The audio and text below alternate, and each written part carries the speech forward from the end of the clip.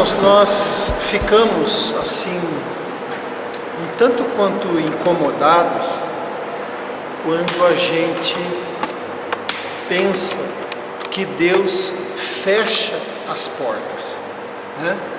Mas é uma realidade que a gente, como filho do Senhor, povo de Deus, a gente sabe que isso acontece.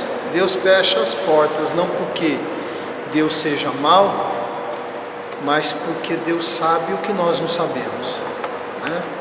Então, como Ele está sempre à frente, e Ele é um Pai pleno, perfeito, cheio de amor, Ele fecha aquilo que não é para nós, aquilo que talvez nós não mereçamos, né? Aquilo que está dentro do propósito dele. A gente vê na Bíblia Deus fechando portas. Você vê, por exemplo, Deus fechou a porta da arca, né? Depois de um longo tempo em que Ele usou Noé pregando, chamando o povo, chamando as pessoas ao arrependimento, mas chegou um dia que a porta da arca fechou, o dilúvio veio, o temporal veio, anunciando então que o tempo sempre será hoje para a gente acolher o que Deus está falando, porque a gente não sabe quando é que as portas vão fechar nesse sentido, né? Deus fechou as portas para Davi, por exemplo, quando Davi, no melhor do seu coração, com toda a sua boa vontade, se propôs a construir o templo, né? Para que as pessoas pudessem cultuar, não mais numa tenda, mas num templo. E Deus fechou as portas, Ele tendo condições, Deus disse: não, isso não é para você, é para o teu filho. Deus fechou as portas de pregação, de missões de Paulo certa vez, quando em Atos diz que Paulo estava navegando pela região frígio-gálata, né, ali perto da Galácia, e Deus diz o seguinte, o texto, que eles foram impedidos pelo Espírito Santo de pregar nessa região, porque Deus queria Paulo na Macedônia, em Filipos. Fechou aquela porta de pregação. A gente pode falar: puxa, mas como é que Deus fecha a porta de pregação? Fechou para Paulo, né? Talvez Deus levou outras pessoas ali. Deus fechou a porta de uma oração específica de Paulo, quando Paulo roga a Deus que, por 3 vezes, que tire o espinho na carne dele, Deus disse: a minha graça te basta, né? Então Deus fecha as portas, é uma realidade. Mas eu gostaria de falar hoje, é só para a gente lembrar daquilo que muito nos alegra. Deus abre portas, né? É o que a gente vai ver hoje. Por isso aí a gente vai abrir outra vez lá em Atos 16, mas agora eu vou ler só do 25 até o 34, né? Uma porção menor. Nós já lemos a porção maior para entender o contexto, agora vamos ler uma porção menor, que diz assim, Atos 16, 25 em diante. Por volta da meia-noite, Paulo e Silas oravam e cantavam louvores a Deus, e os demais companheiros de prisão escutavam. De repente sobreveio tamanho terremoto que sacudiu os alicerces da prisão, abriram-se todas as portas, soltaram-se as cadeias de todos. O carcereiro despertou do sono e, vendo abertas as portas do cárcere, puxando da espada, ia suicidar-se, supondo que os presos tivessem fugido. Mas Paulo bradou em alta voz: não te faças nenhum mal, que todos aqui estamos. Então o carcereiro, tendo pedido uma luz, entrou precipitadamente e, trêmulo, prostrou-se diante de Paulo e Silas. Depois, trazendo-os para fora, disse: senhores, que devo fazer para que seja salvo? Responderam-lhe: crê no Senhor Jesus e serás salvo tu e tua casa. E pregaram a palavra de Deus e a todos os de sua casa. Naquela mesma hora da noite, cuidando deles, lavou-lhes os vergões dos açoites. A seguir foi ele batizado e todos os seus. Então, levando-os para a sua própria casa, lhe pôs à mesa, e com todos os seus manifestava grande alegria por terem crido em Deus, né?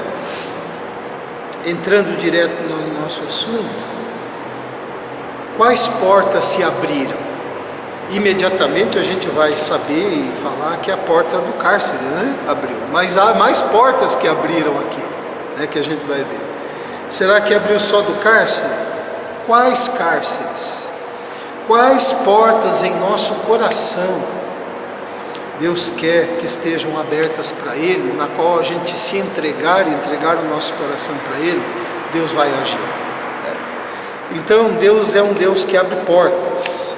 Por exemplo, no verso 26, onde se diz que veio um tamanho terremoto que sacudiu os alicerces da prisão, preste atenção, abriram-se todas as portas e soltaram-se as cadeias de todos. Esse todo e todos é interessante aqui no texto, né? Deus abre a porta da prisão, mas não é só essa prisão.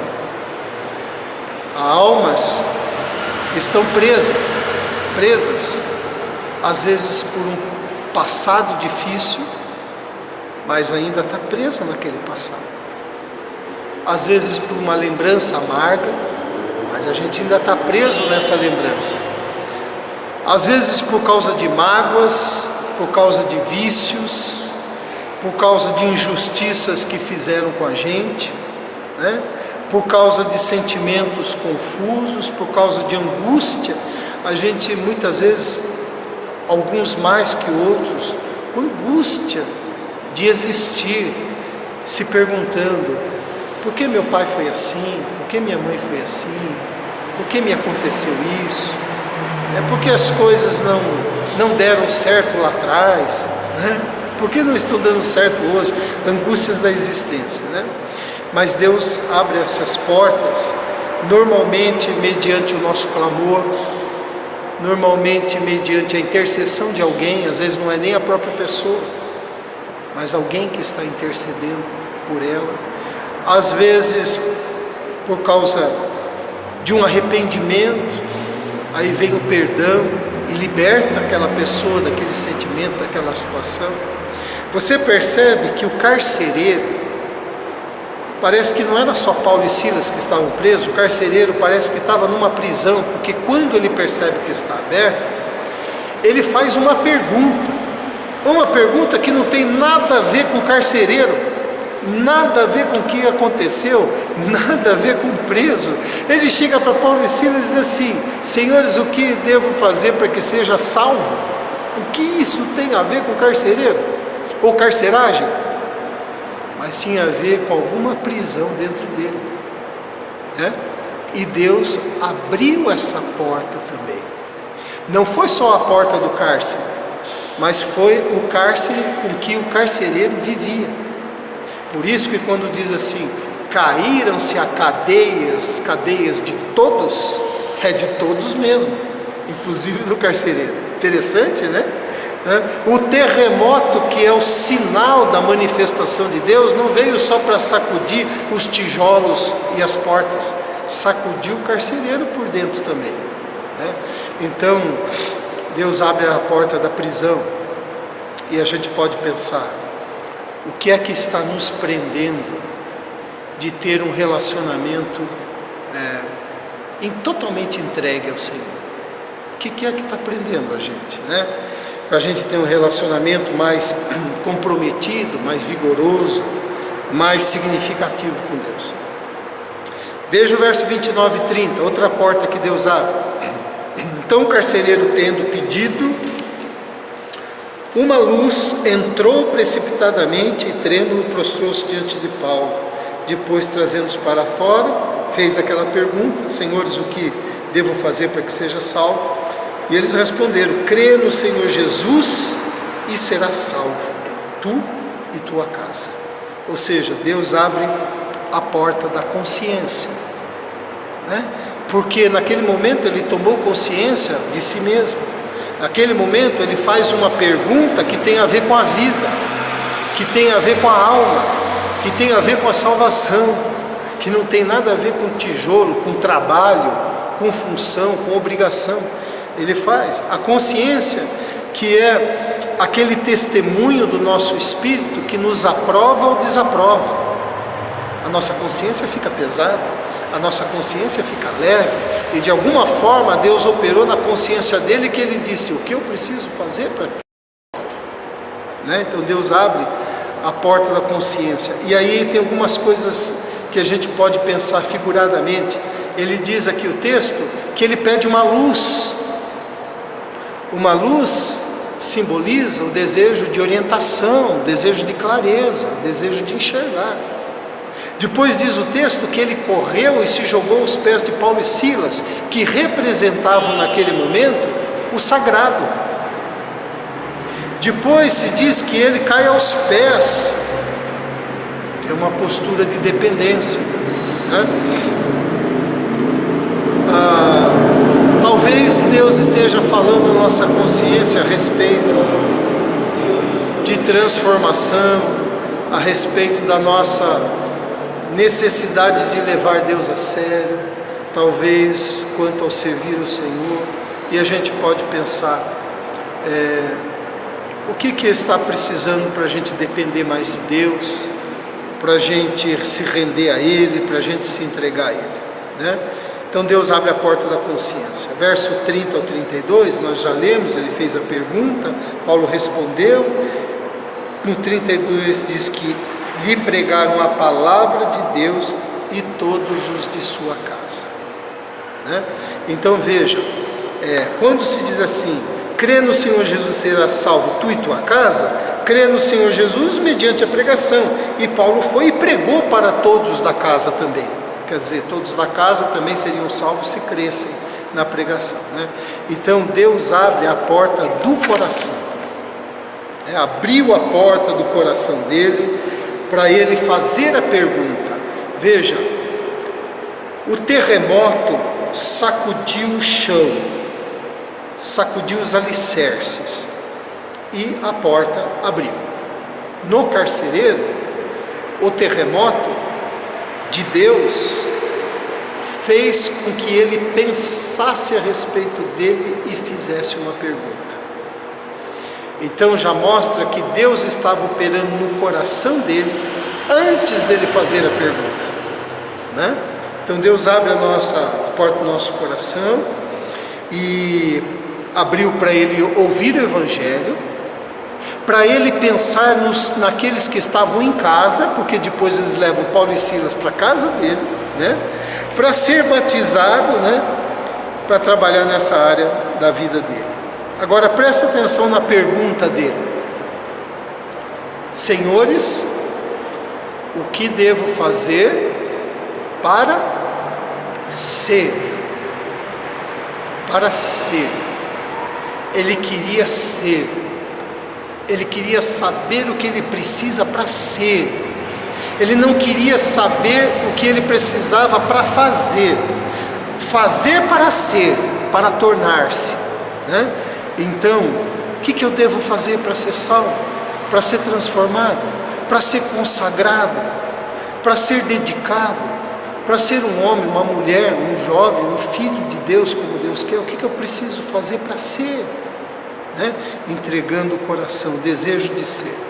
Outra porta que Deus abre está no verso 34. Então, levando-os para a sua própria casa, lhes pôs a mesa. Não é isso? Então Deus abre a porta da casa, né?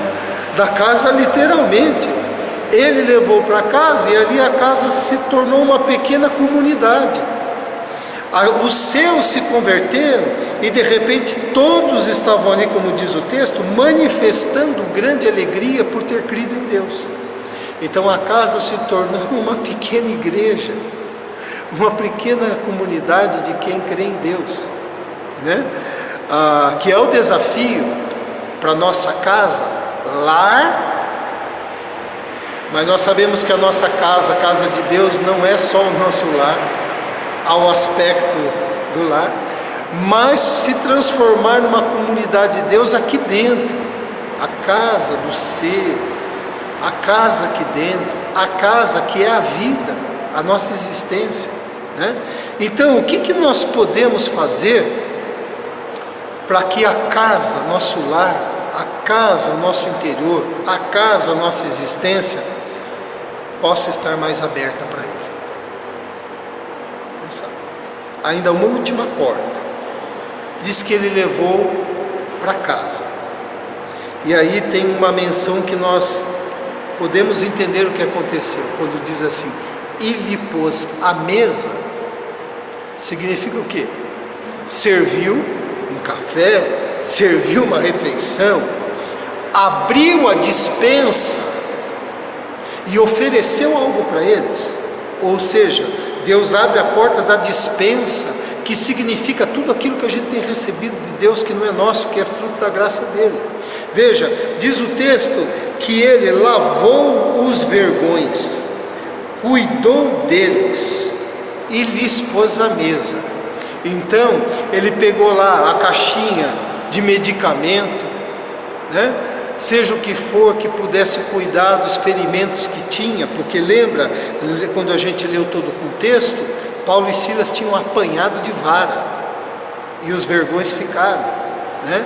Então ele abriu a porta da despensa, pegou o que ele tinha e entregou a serviço do reino, né? O que é investir no reino, se não investir em pessoas?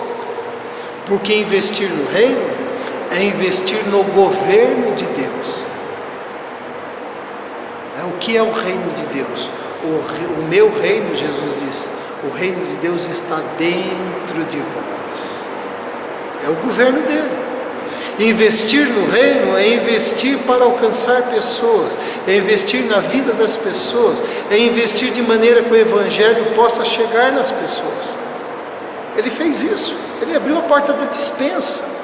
Como é que nós abrimos a porta da nossa despensa, figurando todo o bem que o Senhor nos dá, para poder investir no reino, né? É um pensamento. Então, eu queria concluir essa meditação nossa dizendo o seguinte: Deus fecha as portas, mas Deus também abre, né?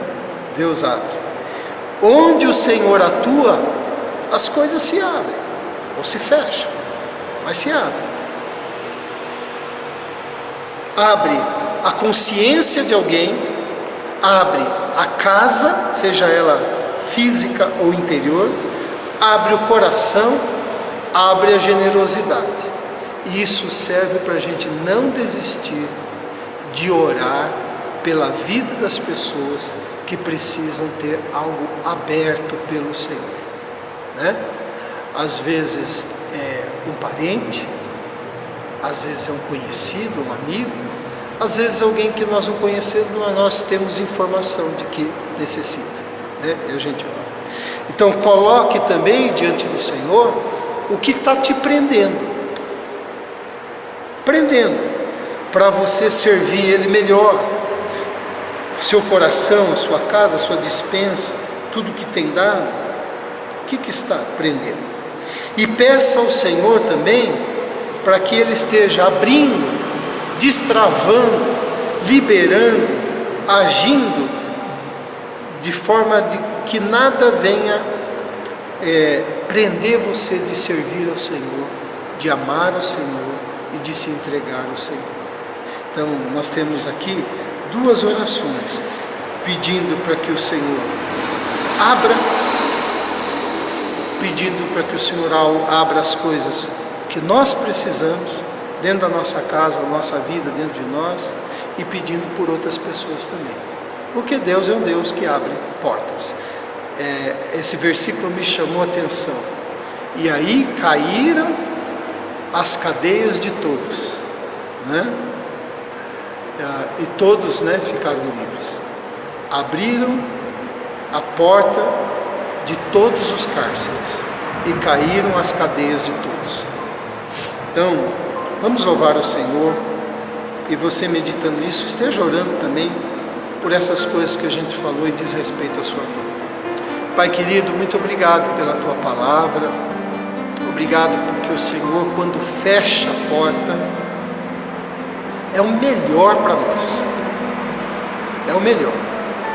entendendo ou não entendendo, o Senhor fecha, porque em fechando a porta é a bênção que nós precisamos.